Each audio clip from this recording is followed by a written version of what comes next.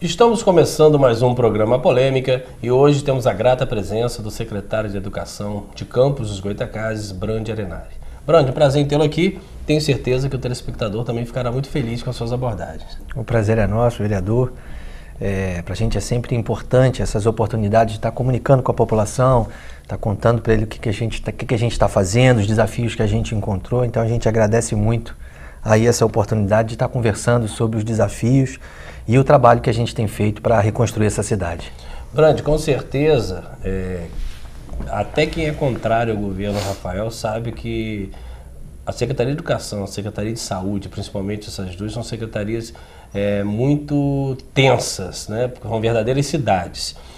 Primeira coisa, o que te fez aceitar esse grande desafio de pegar uma Secretaria de Educação que por si só já é um problemão, pior ainda diante do que foi herdado?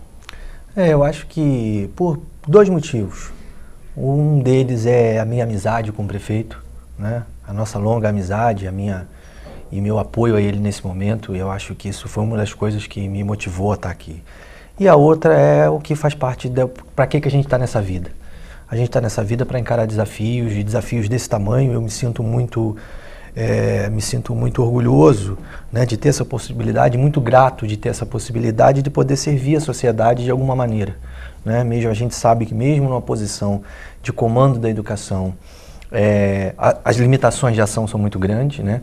A sociedade, o que ela tende também a permanecer como ela está, ela tem dificuldade de mudar, mas poder estar contribuindo isso de alguma maneira engrandece a vida da gente, faz que a vida ganhe mais brilho.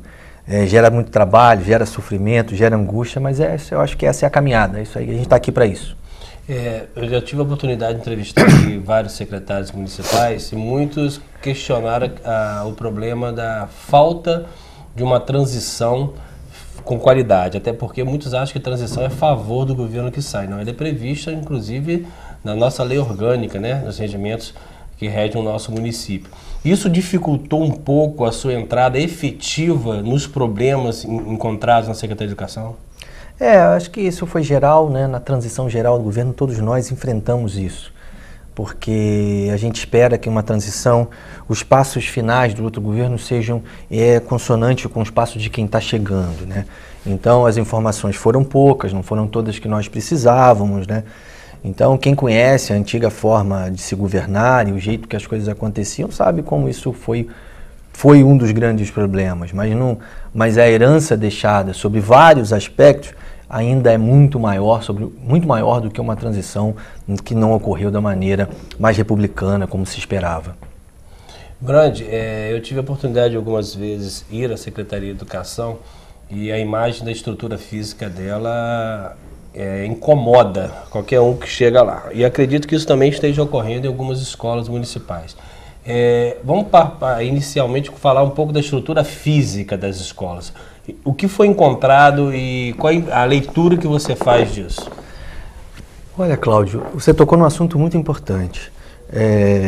E aí a estrutura física do prédio da secretaria, ele revela o resto da nossa estrutura de educação. Hoje nós temos grandes problemas da educação de Campos e um deles está sobre a infraestrutura, sobre as condições dos prédios, das nossas unidades escolares e, claro, também da nossa secretaria. Então, quem chega na secretaria, você usou uma palavra até bastante educada, que na verdade se assusta, né? Incomoda, na verdade todas as pessoas se assustam, como que um município que desfrutou de recursos vultosos durante tanto tempo, no prédio máximo da educação, que deveria ser cuidado do município, o prédio se encontra naquele estado, né? Um estado em muitos momentos insalubre, essa é a palavra que a gente pode dizer, expondo o risco àquelas pessoas que estão trabalhando. Então, o desleixo com o prédio reflete todo o desleixo que foi feito com a educação do município. E hoje, a gente sabe da importância disso, qualquer pessoa que chega no ambiente de trabalho, e esse ambiente de trabalho não apresenta condições mínimas, né, para que o trabalho aconteça, isso desmotiva. Ninguém vai render todo o seu potencial, ninguém vai conseguir mostrar tudo que sabe, tudo que pode, num prédio que já desde o momento desmotiva. E esse desleixo material, né, ele é um discurso também. É como ele está dizendo para as pessoas, quem chega no prédio ali, ou chega no ambiente de trabalho que está tudo caindo nos pedaços, você está dizendo, numa forma de linguagem, que olha, você não é importante. isso aqui não é importante para mim, tanto que eu deixei desse jeito. Você não vale nada para mim. Esse é o recado que está se dando às crianças, é o recado que está se dando aos trabalhadores. É como nas escolas e também no nosso prédio. Como a gente motiva os funcionários colocando eles num ambiente de trabalho com essas condições materiais. Não há outra forma de interpretar isso do que entender, olha, isso não é importante para a gente. Se a gente tem um cantinho da casa nossa que a gente deixa bagunçado e sem cuidado, é porque ele não é importante para a gente. A gente pode ter o discurso mais maravilhoso do mundo, pegar o microfone, falar que isso é importante, que esse cantinho da casa é muito importante, mas qualquer um que entrar está vendo que aquilo não é importante para a gente. Então, quando a gente entra num prédio com essas condições e quando a gente olha para as escolas, e aí não foram poucas vezes que eu visitei escolas e saí de lá arrasado, de ver as condições que as crianças estavam ali, os professores, entre outras coisas. Eu fui numa escola esses dias e falei, gente, a gente está falando da Síria, mas a Síria é aqui. O prédio começou uma reforma, não terminou a reforma. O prédio, as crianças estão dentro de um prédio que está meio uma parte em reforma, outra em reforma, tem resto de obra em tudo quanto é canto. Uma área com muita vulnerabilidade social, com muita violência, né, com os índices de assassinato, como a gente tem visto crescer no município. Então é um cenário de terra arrasada, parece um cenário de guerra. Em alguns lugares você olha e você embarga a voz, o olho dá uma manejada, você levanta. É importante porque motiva a gente a trabalhar, né? A gente tem sai dali com um misto de sentimento, né? Motivação, mas também tem hora que dá raiva, você fala assim, pô, mas teve tanto dinheiro, como que fizeram isso? Como que deixaram chegar a esse ponto que chegou?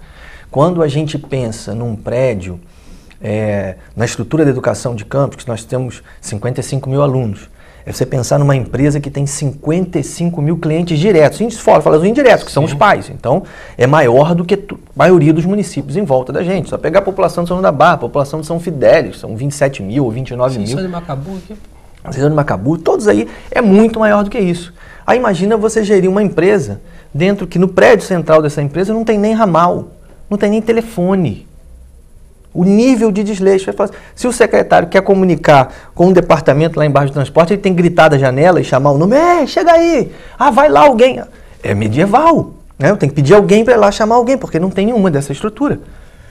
Sem falar do teto caindo, de todas essas coisas. Que aconteceu na própria Secretaria de Esporte, também terrível. Aconteceu na Secretaria de Esporte, aconteceu lá. O prédio infestado por gambá, infestado por rato. A gente tem que chamar o CCZ, enquanto a gente não ajeita um outro prédio, a gente está fazendo isso porque com a gente não pode... Com rato é até uma figura de linguagem, né? Com rato é até uma figura de linguagem. Então, o nosso quadro é muito básico, né, em termos de transformações. E um dos grandes problemas da educação do município é a estrutura material. Agora, Brand, é inegável que a vitória do Rafael em primeiro turno, ele representou uma série de movimentos que estão desaguando agora. E um deles era a ânsia por mudança. E nós sabemos que o Rafael, o presidente dos Estados Unidos, o que for, todo mundo tem um momento em que a espuma abaixa e as críticas normais chegam mesmo e vão chegar sempre com força.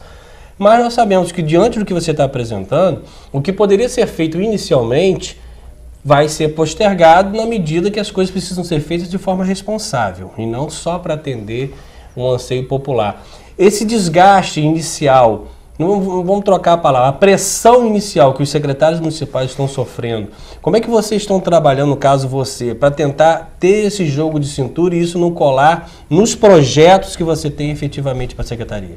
Essa cobrança de tudo que veio de ruim, porque a prefeitura é a mesma, mudaram os atores, né? Eu vejo isso como um movimento natural. Eu acho que quem se expõe e aceita um desafio dessa magnitude, como nós aqui aceitamos, você também optou pela vida pública, a primeira coisa que a gente tem que ter em mente é ter serenidade de espírito para ouvir as críticas. E ouvir pressão. Algumas delas vão ser injustas, algumas delas vão ser maldosas, mas faz parte da vida que nós escolhemos. E a gente tem compreensão. E a sensibilidade de entender o tamanho e a longevidade do sofrimento dessa população, que no momento agora vê como as portas da esperança que se abrem, quer que as coisas todas se resolvam de um dia para o outro. Mas eu não acho que é toda a população, não. Eu acho que não. A gente tem aí, a gente mede isso e não acho que seja toda a população, acho que a população tem compreendido muito bem isso. Mas há setores que sofreram mais, que estão ansiosos por mudança. E cabe de nossa parte ter a sensibilidade para compreender isso. Compreender e explicar e ter transparência. Olha, a situação é essa, nós estamos trabalhando para isso vai ter resultado tal dia, vai ter resultado daqui a 2 meses, esse é o nosso trabalho. E sinceridade. Não alimentar falsas promessas. Não alimentar, olha, então calma aí que em 1 mês nós vamos resolver tudo, vai ter a maravilha. Eu tenho procurado, eu converso muito, professora, diretora, né? Olha, não prometo que a gente não pode cumprir. A nossa situação é essa e essa. É bastante difícil, mas nós já fizemos isso e isso e isso.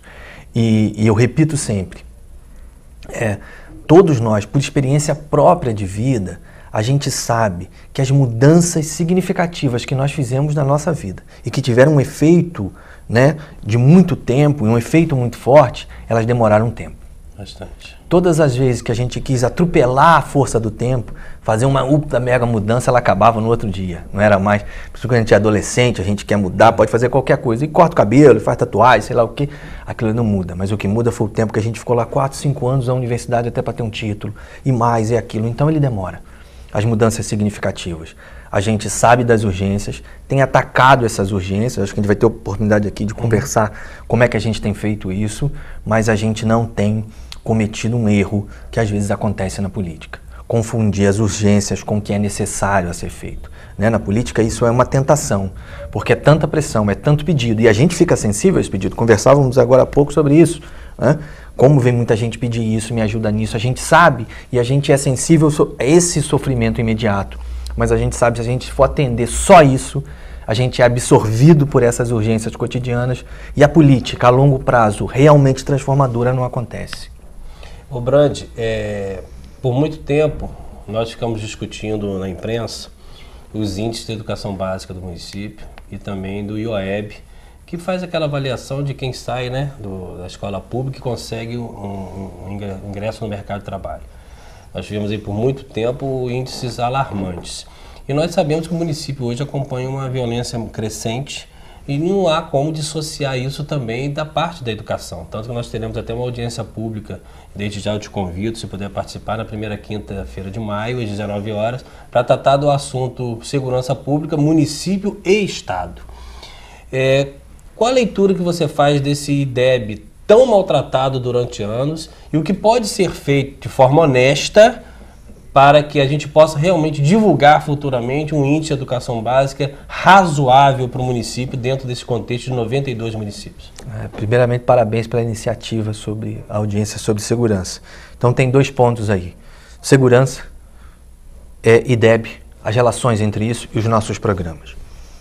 Sobre segurança, a gente precisa comunicar à população a verdade que nós nos encontramos. Hoje, o nosso município vive uma crise humanitária. O número de assassinatos, a 19ª cidade onde se mais mata no mundo, é um nível de crise humanitária.